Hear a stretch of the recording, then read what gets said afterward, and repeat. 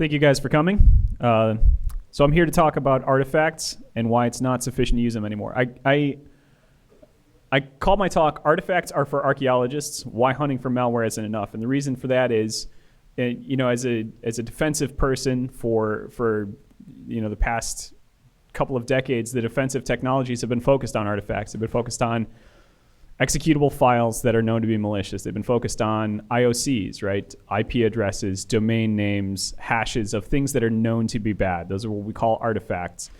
But it's not sufficient just to look for artifacts. You should be looking for artifacts in your environment, but you cannot solely rely on looking for artifacts in order to protect your environment, because people can use tools that are not inherently malicious to do malicious things. And what's malicious about it is the behavior. It's their actions. It's the things that they do that are the threat, not just the things that they use to get that job done. So why hunting for malware isn't enough.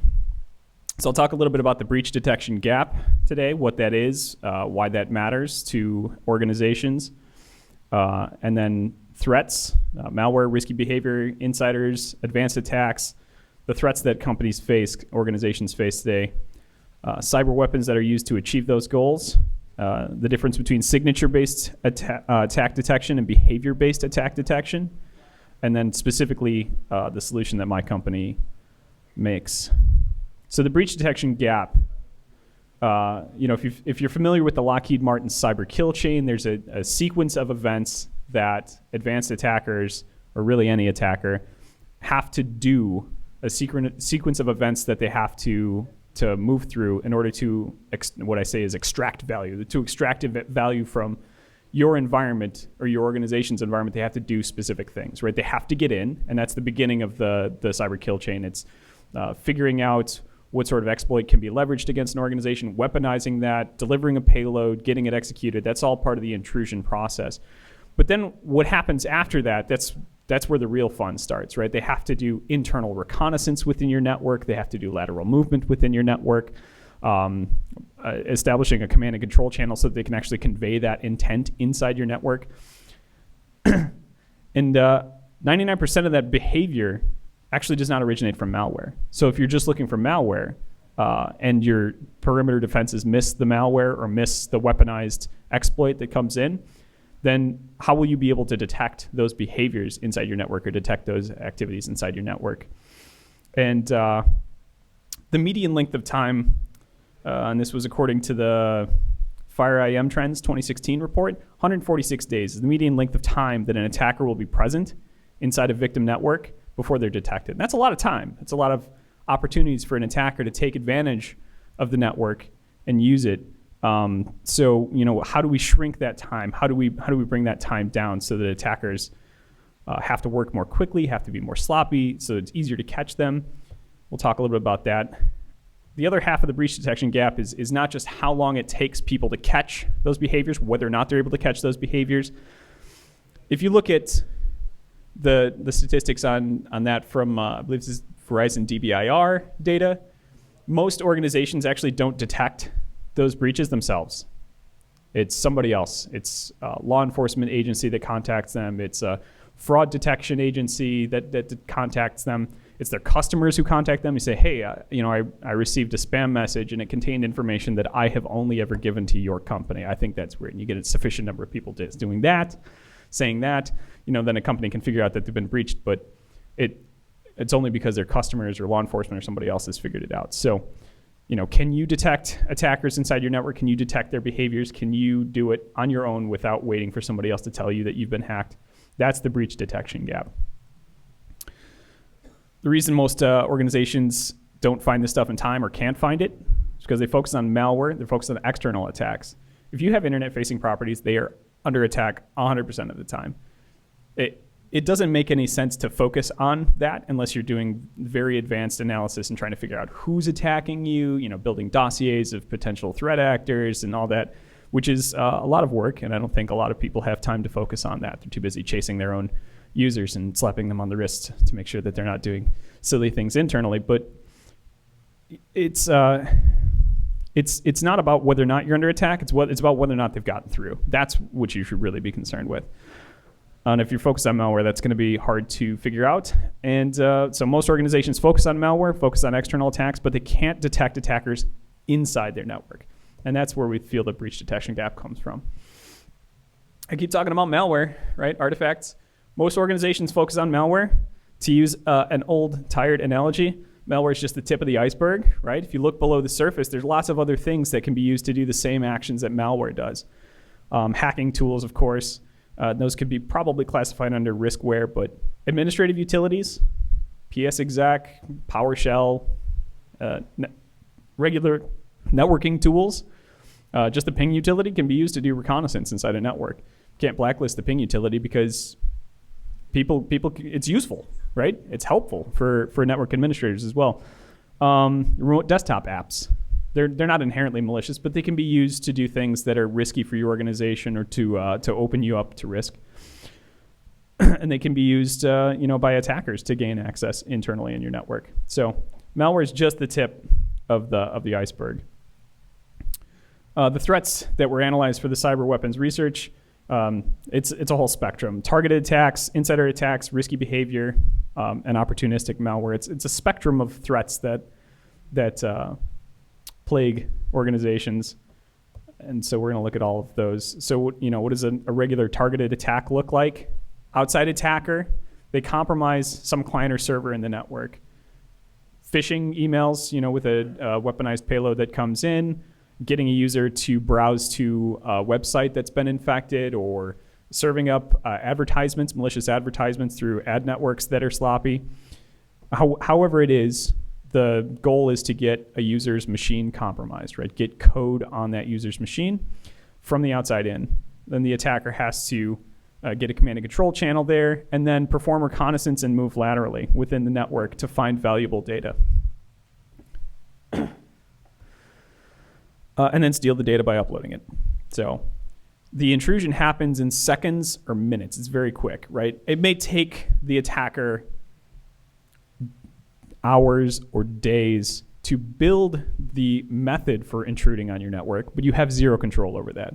If somebody somewhere else in the world wants to sit and try to find ways to exploit a particular web server that you're running, or find a new flash zero-day vulnerability to deliver to one of your employees, you have zero control over that. What you have to deal with is, how do you stop it, or how do you detect the aftermath of that and deal with it? And so the intrusion itself, user receiving a file, opening it, user receiving a link, clicking on it, and visiting a website and having their browser exploited, that happens in seconds. It's too fast. Establishing the backdoor happens minutes after that. But the rest of the activity is typically going to be human driven. It's going to be somebody at a keyboard sending commands in, sending in commands on the Meterpreter session or the PowerShell Empire session or whatever it is. And that's going to take hours or weeks, or we read about breaches where it's been resident for years and nobody has taken action to eradicate it from the network. And so these other things, the reconnaissance and lateral movement, the data exfiltration, that will happen over the course of the next hours, days, weeks, months. And those behaviors, if the initial exploit was not detected, how are you going to detect the rest of the behavior? How are you going to detect what was used for the rest of the behavior inside the network? Insider attacks, a little bit different. They don't have to find a way to exploit the flaw in the perimeter defenses if they're already inside. If an insider inside, an employee who becomes upset by being demoted or failing to receive a promotion, or you use your imagination. They can decide to steal data. They may access a lot of file shares that they don't normally access or that nobody normally accesses. They may steal other people's credentials or take advantage of credentials that they've learned throughout the course of their employment, and locate data and exfiltrate it. Risky behavior. I always like to talk about risky behavior because it's not what you think of as a traditional threat. Everybody thinks about APT and because that's what's in the headlines all the time. But if you're in information security and you're doing risk management, you have to know what's a risk to your environment. And things like somebody installing a remote desktop application on their work computer, maybe for the best of intentions. Maybe they do it because they want to work from home, and you don't provide them a method to do that safely, or they don't like the method that you've provided. They prefer something else. They prefer GoToMeeting. They prefer TeamViewer. If a user in your office installs a remote desktop application on their workstation that allows them to access that workstation from home, you have to wonder what's preventing other people from accessing that workstation at home. Is it the password that the user chose? Can you trust them to choose an appropriate password, an appropriately complex password that will prevent other people from guessing it? Did they use that password for other websites? These are all things that could open up your organization to risk. Another risk, user credentials being shared by administrators or by developers. I always, maybe there are developers in the room. I don't want to cast too many aspersions, but if you find something that makes your job easier, you're probably going to use it, right? So looking for credentials that are being used by many people, being shared by many people, those kinds of things are a risk as well. Access to high-risk websites. It's right there in the name, right? High-risk websites, that's a risky behavior. If we look at the DBIR, miscellaneous errors accounted for the highest number of data breaches in 2015. Not somebody doing something malicious, but somebody just making a mistake. So if you can have something that helps you detect risky behaviors that might be a threat to your organization, then that can help you reduce your risk in your environment. Malware, ransomware attack. Step one, user downloads ransomware. And I want to be clear, it's not because they want it, right? They didn't go to Google and type in what's the latest version of Locky so that they could update their Locky on their workstation. Because we all know that even if they knew that it was a good idea to update their programs, they probably still wouldn't do it because it's extra work, right? So user downloads ransomware because they think it's pictures of the Kardashians or a cute picture of a cat or a funny viral video. And so they open the attachment, they click the link, whatever it is, it infects their workstation. Step two, the infected client resident on their workstation then gets a key from a command and control server, right? Because the people who write and maintain ransomware, they may be evil, but they're not dumb. They recognize that by generating keys on the workstation, they may leave behind the keys on the workstation in some way that forensically you could retrieve them and decrypt the files. So instead, they generate the keys on a server. They make sure that your client has to go get the keys from the server so that it's a public-private key encryption, and only one of the keys is on the laptop, and it's the one that's used to encrypt. And the one that's used to decrypt, you have to pay them to get it, right? Step three, the ransomware then encrypts the client, the data on the local client. And then step four, this is the more important one. Ransomware will encrypt data on network drives. And some of them will even go so far as to seek out drives that are not even mapped, right? The first versions, it was just kind of a happy coincidence that you as helpful IT administrators had mapped a lot of network drives for your users to make their jobs easier. But then the ransomware was trying to encrypt drives, and they didn't care whether they were local or remote, and wound up encrypting network shares. But then once some of them realized that was advantageous, it made it more likely that people would pay the ransom, they started writing versions that would actually seek out additional, try and figure out where the shares were. Can I get into them? Can I encrypt them? Even if they weren't shares that the user normally uses or has mapped to their workstation. So cyber weapons research finding. What sorts of things inside of a network are exhibiting behaviors that you should be able to detect? Again, I want to reiterate, it's, the point of my talk is that just looking for malware is not enough. You should be looking for behaviors. You should be looking for reconnaissance behaviors within your network. You should be looking for stuff that looks like command and control, and not because it's to a domain that is known to be command and control. That stuff is command and control. But repeated outbound connectivity out of your network to domains that are not known to be command and control, but for instance, maybe they're a domain that it's not widely used within your environment. Those sorts of things, behaviors. So the data that's used to look at the tools that are used for internal network reconnaissance and these behaviors is based on anonymized data It's an opt-in service that our clients, they upload statistics about what behaviors we've detected in their environment and what executables are actually associated with those behaviors. So the top attack behaviors, first of all, that blue bar, reconnaissance. Over half of the behaviors that we've detected in customer environments are reconnaissance behaviors. It is the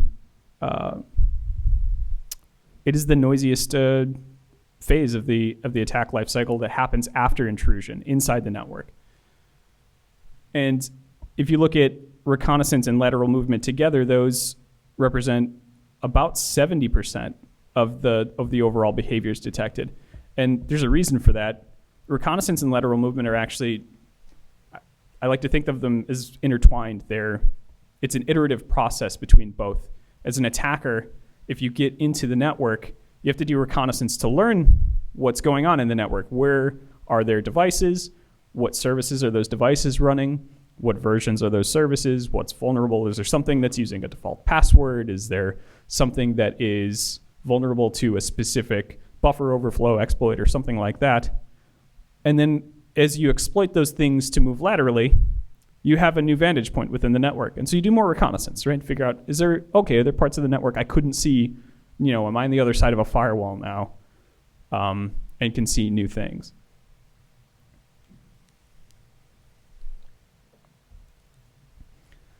Also of note, malware only represents 7% of this behavior. Very low percentage. So exfiltration, lateral movement, reconnaissance, and command and control, 92.5% of the overall behaviors detected. So what we're looking at here are the phases of the attack lifecycle. The initial intrusion is that bundle of things that an attacker has to do to get inside your network, right? Do research about what you're using, figure out what's vulnerable to an exploit, weaponize that exploit, package it, deploy it. The next phase, command and control, is the one that is used to maintain a control channel inside the network. To, the attackers outside the network, they have code running inside the network. They have to find a way to tell that code what to do. That's what the command and control channel is for. So along the top, what you can see is what sort of cyber weapons utilities. What's a weapon is really not what it is. It's how you use it, right? A hammer can be a tool. Hammer can be a weapon. But malware can be used for command and control. I would argue that other things can be used for command and controls as well. Network and hacking tools are used for the reconnaissance and lateral movement phases. So networking and hacking tools for reconnaissance, administrative tools, hacking tools, and remote desktop tools for the lateral movement phase. And then exfiltration, administrative tools, hacking tools, remote desktop tools, and file transfer clients. Just regular file transfer clients. The FTP clients and others. And then post-incident response after you've figured out that the damage is done by virtue of observing the damage, people move to the incident response phase. So ideally, you'd like to be able to detect some of that stuff before it gets to incident response. So let's take a look at some of the utilities. Networking and hacking tools. These are the top 10 networking and hacking tools that were detected doing reconnaissance within a network, maybe a little bit of lateral movement, but probably see some familiar names up there. Angry IP Scanner, Nmap. Who's used Nmap? It's useful, right? It's a useful tool. I use it. I use it to troubleshoot networking problems. It's very useful. The ping utility. Anybody used ping before? Yeah, probably. Ncrack, Mimikatz, Perl. So some of these things were explicitly written, they exist in a gray area. Nmap was written as a network mapping utility. It was written with good intentions. Penetration testers also use it. There are a lot of modules that test for, the Nmap scripting engine, the NSE. There are lots of scripts that deploy with Nmap that you can use to do things like check for vulnerable versions of certain services, to check certain, top 10, top 20 password lists, to make sure that ostensibly the reason is that you as an administrator would use them to check for vulnerabilities within your network so that you could fix them. But they could also be used by people to look for vulnerabilities to exploit them. Mimikatz is a tool that extracts plain text passwords stored in Windows. It does more than that, actually. It extracts hashes as well.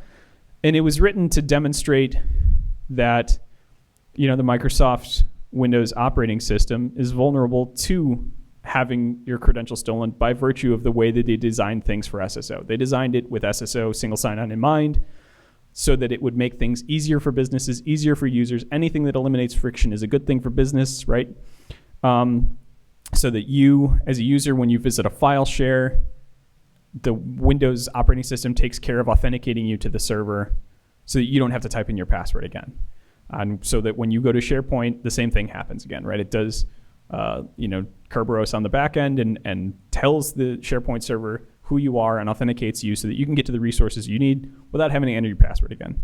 The problem with that is that anyone who knows where those hashes are stored in memory, or even worse, where the plain text credentials are stored in memory, can extract them and then use them for themselves. And so that's what Mimikatz is used for, is to extract, for some versions of Windows, the plain text credentials are stored in memory. Mimikatz can extract them and just give them to you. And then you have the password and you can use it for whatever you want. You can also use it to extract the hash from memory, which in most cases can be used in place of the password to authenticate a user as well. The same thing with Windows Credential Editor, which is down there towards the bottom. It's just a much nicer version of Mimikatz. It uses the same techniques to extract the same information out of memory, just has a much nicer UI.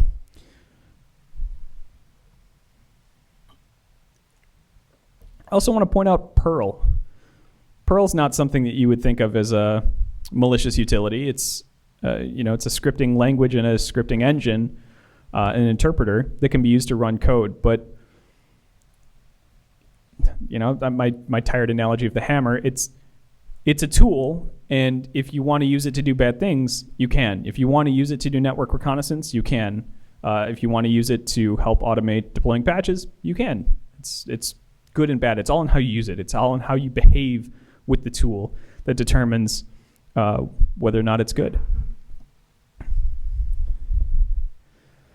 Administrative tools also used within environments to do various activities, various behaviors. So secure CRT, it's an SSH client and a Telnet client. It's very nice, tabbed views. You can be logged into several things simultaneously and switch back and forth without having a million windows open. I think it can also store credentials for you so that you don't have to type them in. That's all very convenient.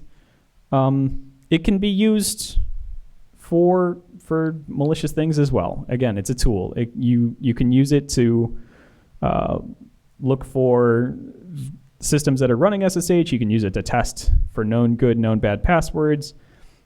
It's all the same, right? So I like administrative tools because they make my job as an administrator easier. I'm sure you do as well.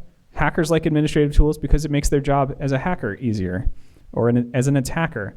They can be used for automation. They can be used for remotely administering machines.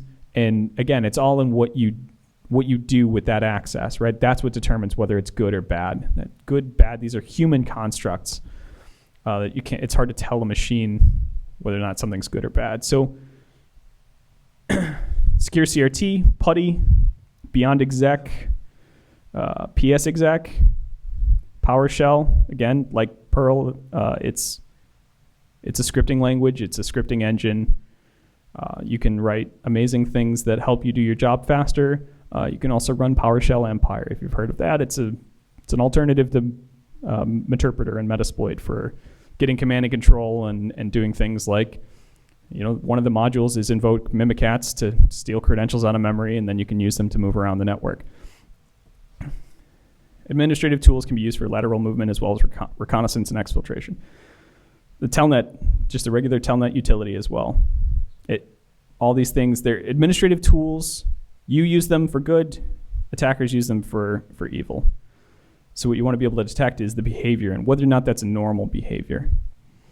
Remote desktop tools used for command and control and lateral movement. From an attacker perspective, that's what they're used for. from a regular user perspective, what they're used for is working from home, working on the weekends, working in the evening, logging on quickly to take care of a problem. But again, what's preventing a user's access that they've set up from being abused by somebody else? TeamViewer. I love detecting TeamViewer in customer environments, not because I like that it's there, but because I like helping them understand, hey, somebody in your environment, you gave them internet access, you gave them the ability to install applications on their workstation, and they did. They installed TeamViewer. It reaches out to the internet. It forms a tunnel, a nice, great tunnel that they can log in from home, right? You don't have to give them the ability to edit the firewall so that they can set up a listening port on their machine and come in directly. TeamViewer takes care of all of that. It takes care of all of the handshaking and allows them to connect to the TeamViewer servers, which then pivots them in through the channel that the TeamViewer client on the workstation already set up. WinVNC, RAdmin. I'm sad to see that Remotely Anywhere is not on the list. That was always my favorite. I used that for like 10 years, just for my own personal administration of my machine. There's a lot of benefit in having a dynamic DNS and Remotely Anywhere on a machine at home. Makes it a lot easier to log in and do stuff from home. TeamViewer, RAdmin, LogMeIn. These are things that your users could install on workstations and use for remote access. TeamViewer had a scare recently where I'm not sure if it's clear yet whether TeamViewer had a vulnerability in their service or whether users who installed TeamViewer just chose bad passwords, but there were a lot of people that complained recently that their accounts on TeamViewer were hijacked and that people were using that access to get access to machines that they had installed TeamViewer on without their authorization. It'd be a shame if that happened to somebody, to a business machine that they'd installed that on. Malware. A couple things interesting to note here. 28% of the suspicious processes associated with alerts were either malware or riskware. 1% of east-west threats originated from malware. Very little internal traffic inside the network east-west associated with malware. And also, a lot of these hashes wound up being unique. So, that's something that I believe is in the Verizon DBIR as well, that these hashes are short-lived for malware. Malware is not reused a lot. There's a lot of polymorphism out there, and so you can't necessarily just rely on the hashes to catch stuff for you. Attackers often use benign apps to conduct attacks. And the reason for this is because malware does often get caught. So why use something that's going to get caught when you could use something that won't get caught? If antivirus isn't going to flag PSExec, ping, putty, why not use those things to do the same job? Hide in plain sight. 70% of malware was only detected on a single site, which implies that the malware was targeted, and also implies that polymorphic variants were used. Companies that only look for malware are going to miss attackers that are already inside the network. And so what you want to look for is behavior. So let's talk about the difference between signature-based attack detection and behavior-based attack detection.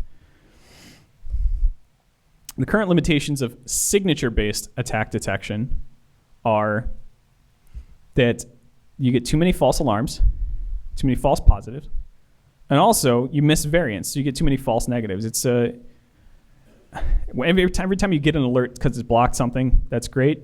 But when you're not getting alerts, it's because it's not blocking things. It doesn't mean that there aren't things there that are happening.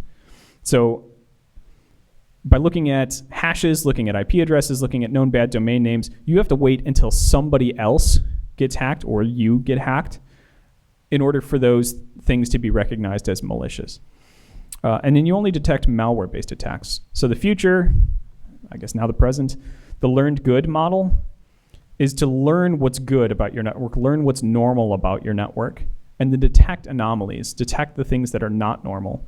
And in that way, you can catch what slips through the cracks. So deal with the zero-day dilemma, right? Just because communication to a domain isn't being flagged by something that says it's known bad, doesn't mean it's bad, or it doesn't mean that it's not bad, I'm sorry. It could be that domain is newly registered, right? That's what attackers do. their malware gets flagged, they make new malware.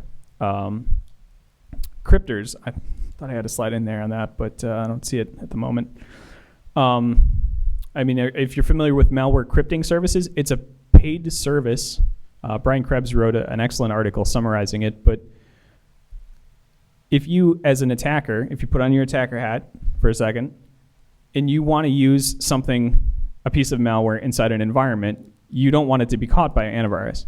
What a crypting service does is it encrypts and encodes that using lots of different variations and tries different combinations. And you upload your malware, and it attempts to encrypt it and encode it, and then it does this over and over again, iteratively. It tries different combinations and checks it against the major antivirus vendors. It runs it through the major antivirus vendors to see how many caught it. And it just keeps trying until it gets to 0, until nothing catches it. And then it says, okay, that's $8, here's your encrypted malware. And then you can use it. And then, of course, if you get caught using it, then the signatures will get updated, and then you can't use it anymore. But, well, then you can just throw it back in the cryptor and get another version, right? Same thing with domains. If you set up a command and control infrastructure as an attacker and you get caught using it, of course the domain's going to get blacklisted. But how hard is it to register another domain?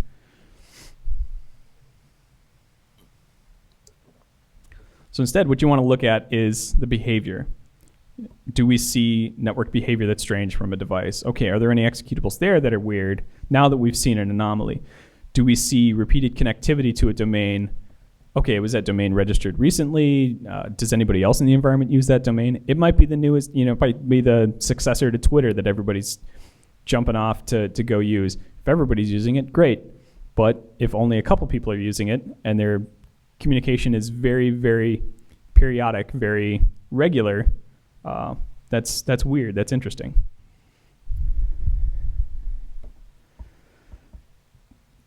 The optimal data context for detecting attack behavior is to look at these 3 facets of what's going on in your environment. So you want to look at network and application activity.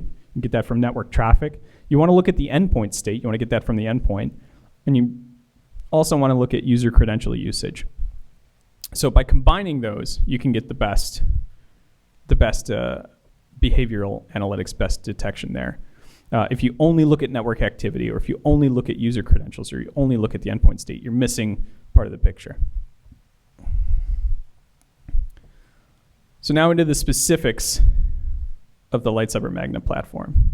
We use behavioral analytics to find attacks and malware on your network by focusing on behaviors.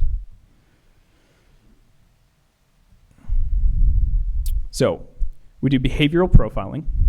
We start with a network-centric approach, and then we do endpoint and user profiling as well. So we start with the network, and then we move to the endpoint, and we pull the user credential usage out of the network traffic as well. We look at anomalous attack behavior across the attack lifecycle. We talked about the attack lifecycle stages, right? And the ones that come after intrusion. So command and control, internal reconnaissance, internal lateral movement, exfiltration. You want to detect those behaviors. We look for those behaviors by looking for anomalies that stick out when compared to peer behavior, when compared to past behavior as well. And then we automate investigation. And we have integrated remediation as well. Next-gen firewalls, NAC, Active Directory, to help you move into incident response quickly. You should still have a full incident response process, but you want to start mitigating the damage as quickly as possible.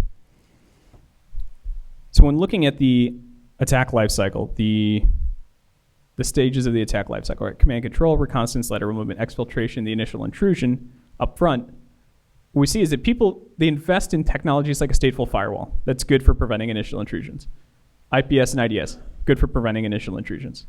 Networked AV, good for preventing initial intrusions. Sandboxing technologies, good for preventing initial intrusions.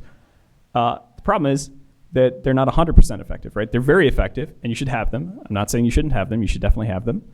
But they're not 100% effective. What people don't invest in is after that, how do you detect reconnaissance? How do you detect lateral movement or command and control or exfiltration? And then the other place where they invest is incident response and post-incident response. Once you notice that there's an incident, you're looking in your SIM to try and figure out, or looking in your log management to try and figure out what's there. What do I know about what happened to me? And then, of course, paying like incident response firms as well. But people don't invest in the interim. And that's what we call the breach detection gap. That's where that happens, is if you're not looking for reconnaissance, if you're not looking for internal lateral movement, you're going to miss it. You could catch those things before damage is done and break the kill chain earlier. But people don't. You should. So where we start is with the detector. We take network traffic from inside your network, typically from the core. We take that, feed it into the detector. It does deep packet inspection to extract metadata about what's going on inside your network. Excuse me. What devices connecting to what devices? What users are using which devices? Where do we see these credentials being used? What ports and protocols are certain users using or certain devices using? We're taking that and we're using unsupervised machine learning to learn what's normal for a given user, what's normal for the collective of users, what's normal for a given device, what's normal for the overall collective of devices, and keep those baselines, and then look for anomalies that look like attacker behavior, that look like internal reconnaissance, internal lateral movement. That's all from network traffic. We then have Pathfinder, which is agentless endpoint inspection. So if we see a device start to behave strangely, we can then interrogate that device and go into the device and see, okay, what executables are running there? What DLLs are linked and loaded? What things are in the startup? What services are registered? Are there scheduled tasks that have executables associated with them? All of those things, and try and figure out if there's anything weird there. So we start with a network anomaly detection, then go into endpoint inspection. The Magna Master, for most environments, it's actually a role that runs on the detector. But what the Magna Master does is it manages those alerts. It also communicates with Magna Cloud to take suspicious executables pulled from endpoints and to do extra analysis on them. So, run the hashes in the cloud, take the executable, run it through multiple antivirus engines, take the executable, detonate it in a sandbox, see if any of that comes back positive for a threat. This is after we've done the network anomaly detection to look for attacker behavior within the network, trying to confirm for you, trying to do extra analysis for you, and figure out, is there truly something here that's a threat? Master also gives up serves up the UI, can send alerts to your SIM if you have one, send you email notifications, and can integrate with Next-Gen Firewall and NAC and Active Directory for remediation. If you have remote sites, you can have multiple detectors that report to a master. Here, only one is shown, but you can have multiple detectors reporting to a master. You can also use a probe to get data from remote sites, to get network traffic from remote sites, extract the necessary metadata for profiling, and then send it to a detector.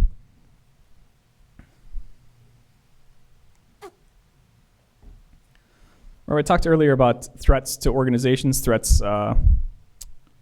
it's a spectrum. It runs all the way from opportunistic malware up through targeted attacks.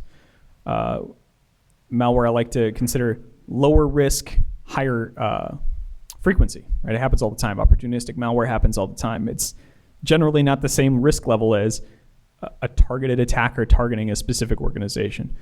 Targeted attacks are less frequent, but they're much higher impact, much higher risk.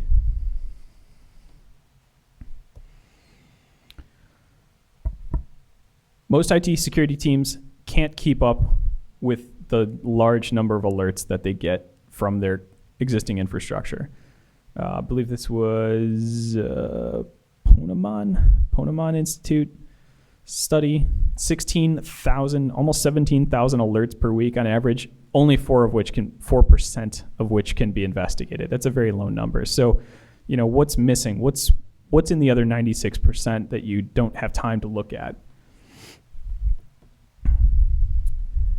Statistics from our customer base are that 62% across all alerts, 62% are actionable. They're ones that they have time to look at, have time to research, time to triage. That's across all severity levels of alert. Our confirmed attack category, which is the red high severity stuff, very highly actionable. 99% of those alerts end up being something worth taking a look at. And on average, and these statistics again come from our customers, 1.1 alerts per 1,000 hosts per day. So a very low number of alerts. If you got 5,000 endpoints in your environment, figure you get 6 alerts a day. Here's an example of malware, what it might look like to see an opportunistic malware infection inside an environment. What you see is that there's only command and control traffic being represented. Only command and control is being represented on the overview. So no internal reconnaissance, no internal lateral movement. It's an infection. It needs to be taken care of, but it's probably not an advanced targeted attacker. This is what risky behavior might look like. You see that there is high connection rate on Kerberos, that's reconnaissance behavior. Connectivity rate change on Windows file sharing. So, connecting to new destinations or connecting to a larger number of destinations than previously. That's also reconnaissance behavior. Rare file shares being accessed, that's reconnaissance behavior. Too many destinations, so lots of connections, far greater than the peer group. That's also reconnaissance behavior. So there's lots of reconnaissance, but no command and control, no lateral movement. This is more likely risky behavior. Some user that has too much privilege or a set of administrative credentials that are being abused to make someone's job easier. I still want to know about it, but it's not likely an advanced targeted attacker. What it might look like to see an insider attack. You see exfiltration, new administrative behavior, which is a lateral movement technique, and rare file shares being accessed. Those are internal behaviors, and then exfiltration, but no command and control. So that lack of command and control means it's more likely to be an insider attack than anything else.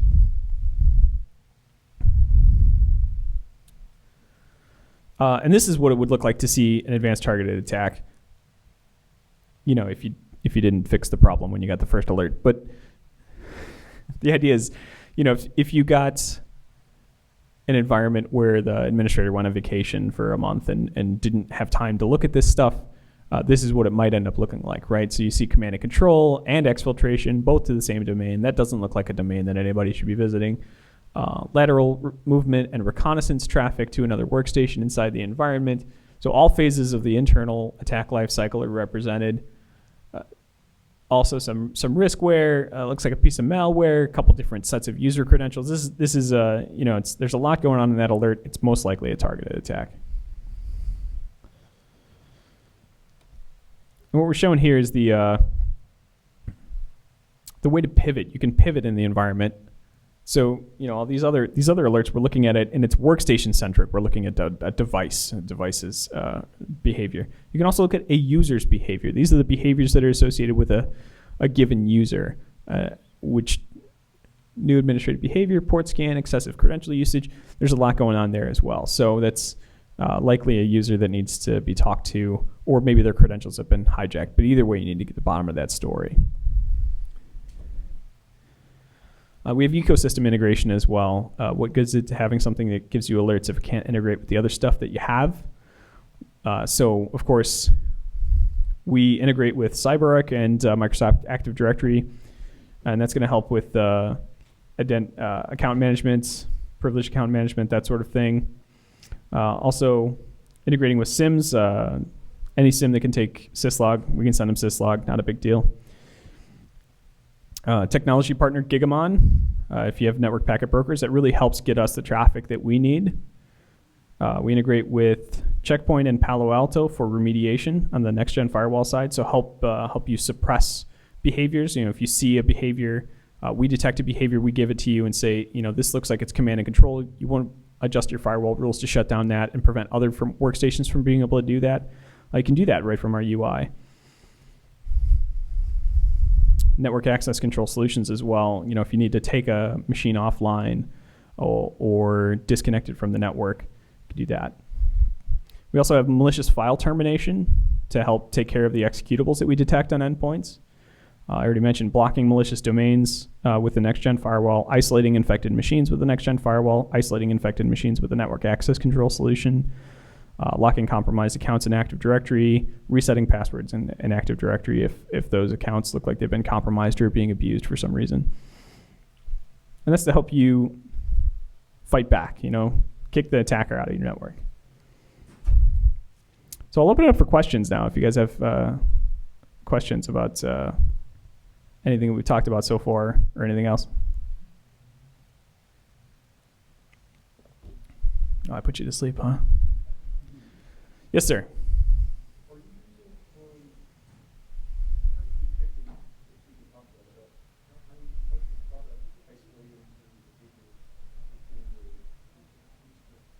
How are we isolating behaviors within customer networks, or what? Yeah, so what we're doing is, again, we're doing metadata analysis on the metadata that we pull out of network traffic. And I kind of glossed that a little bit, but we're going into the packet traffic. Sorry, a lot of pops here.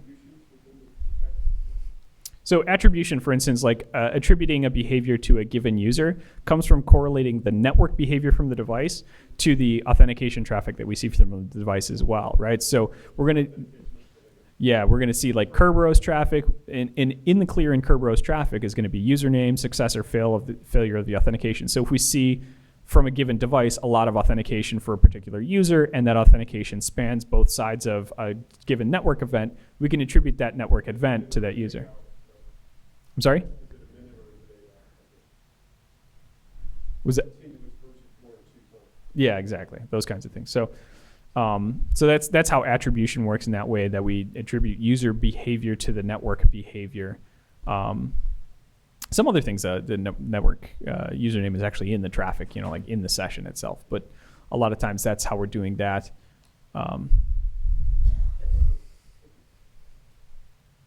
Any other questions? Sir.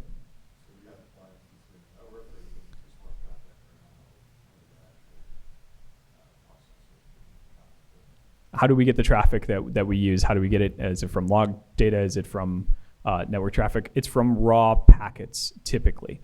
So our most valued source of information is raw network traffic, because we can extract the information that we want directly from it. It's not hearsay, and it also doesn't rely on you to have to go figure out where those log entries are on which servers or which workstations and forward them appropriately.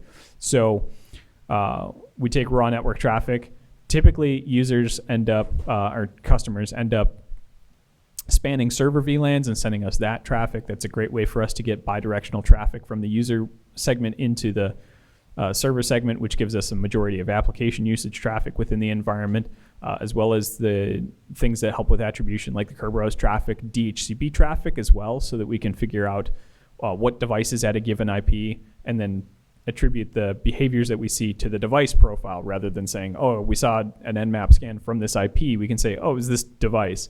And we can take behaviors that happen over the course of a week or 2 weeks that happen from different IP addresses and put them into the same profile if it's the same device. So that's, DHCP traffic is a way for us to do that. So we, again, span, tap, mirror, packet broker, however you want to get us packets, we want packets. We can work from NetFlow data, for instance, but it's not as good, because I can't go into NetFlow data and find Kerberos traffic. I can see that there was Kerberos traffic, but it's not going to tell me what the username was. It's not going to tell me what the success or failure code of the authentication attempt. Those things we can only get from raw packet data. So we prefer raw packet data. There was a hand over here somewhere as well.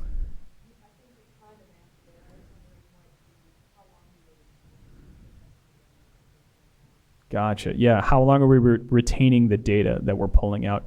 The metadata that we extract from traffic that's used for analytics, the longest that is kept is 3 months. So we have, 30 families of indicators that are, can fire alerts. So, but for any one of those, there may be several algorithms that are looking for behaviors and pointing them out. And those algorithms use different amounts of data. And so one of them may only need 4 hours worth of data to run. And after that data is no longer useful, it's discarded. But some of the other ones, they're looking at behavior that is a profile that's built over the course of weeks. And so we'll keep that data for weeks and it'll expire again once it's no longer useful. So the longest we keep the metadata is 90 days. That said, the exception is if we fire an alert for something, we extract the metadata that we used to fire that alert, and that stuff becomes detail tables that are associated with the alert. That's kept as long as the alert is around. And the alerts are, I believe, at least a year. They'll stay in the UI for you to see them.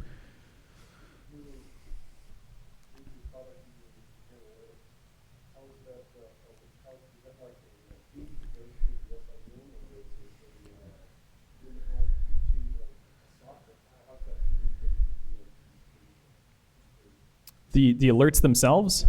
Yeah, so we have a UI that you can go in to research the alerts when we fire an alert. In addition, we can send a syslog message to your SIM tool if you want it there, right? It depends on the organization.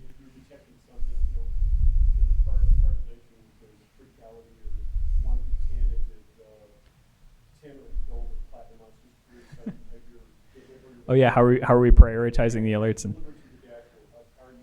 Yeah, and it's unfortunately I don't have any screenshots of the dashboard in this because usually I accompany this with a demo where I actually go into the dashboard and I show stuff. But we have 3 severity levels of alert in our product, only 3. The lowest is gray. It's kind of, this is an anomaly. It's weird. It's not necessarily very weird. And there's weird, very weird, and confirmed. So gray, unverified, those are anomalies. Then medium severity stuff is yellow. Those are suspicious. And those are things that are either they would be gray, but they're very anomalous. It's like more anomalous, or it's something that is inherently a more risky behavior. New administrative behavior, as an example, this is something we keep track of what's going on in the network, and certain things are inherently administrative in nature. You don't expect a regular finance user to use SSH. They just don't do it. And so it's an administrative behavior. Accessing an administrative share on a workstation, like admin dollar or $, that's an administrative behavior. And we keep track of those and we learn, okay, these people normally do administrative things. These workstations normally do administrative things. These don't. And then if we see a new administrative behavior, we fire an alert for that. That alert, pretty much always yellow because it's inherently risky. It's inherently more interesting. So those just automatically get escalated to yellow.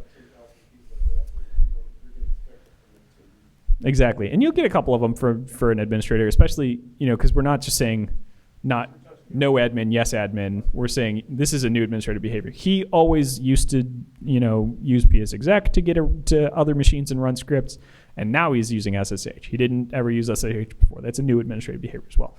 And then the third severity level of alert, sorry, I go on a lot of tangents, is red. It's confirmed. Those are the ones that we've actually, with Pathfinder, found an executable on an endpoint that's malicious, or we saw repeated connectivity to a domain that is a known command and control domain. It's only the things that are, there's absolutely something that's confirmed. So, any other questions? Throughput. How much throughput can we take? We have multiple sizes of appliance, and it, of course, depends on the size of the environment. The largest appliance can do an average of 4 gig per second on 10 gig links. So, or 1 gig, it doesn't matter. You can put 1 or 10 gig links in it, but you can feed in an average of 4 gig of traffic. If you need more than that, you can split horizontally and have multiple side by side. Use something like a Gigamon to split the traffic among them. I have some customers that do that.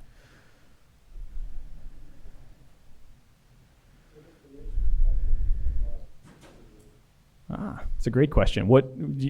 I talked about Magna Cloud earlier. What information goes to Magna Cloud? Mm-hmm. It depends on whether they opt into the anonymized statistics upload. But so Magna Cloud is used for 2 things. One of those is for the anonymized statistics upload that we use to do things like learn about what our customers are detecting and what problems are they facing. Mm-hmm. And we also use that to help our research team learn more about what's going on. But the other thing that we do with Magna Cloud was the stuff I talked about earlier. doing, taking executables from endpoints with Pathfinder. This executable exists only on a certain endpoint, or that's weird, right? That's an interesting thing. Taking those executables, taking the hashes. So we upload hashes of executables if the customer is a subscriber to Pathfinder and Cloud. We'll take hashes from executables and run those against threat intel services that we subscribe to. We'll also take the executable itself. The executable itself will go up to Magna Cloud to go through multiple antivirus engines. Executable files, yeah, yep. Yeah, so that we can do static analysis on them with multiple antivirus engines, as well as dynamic analysis in a sandbox to see if it's maybe a threat that antivirus hasn't caught up to yet. So executables do up, and external domain names that are accessed, those go up as well.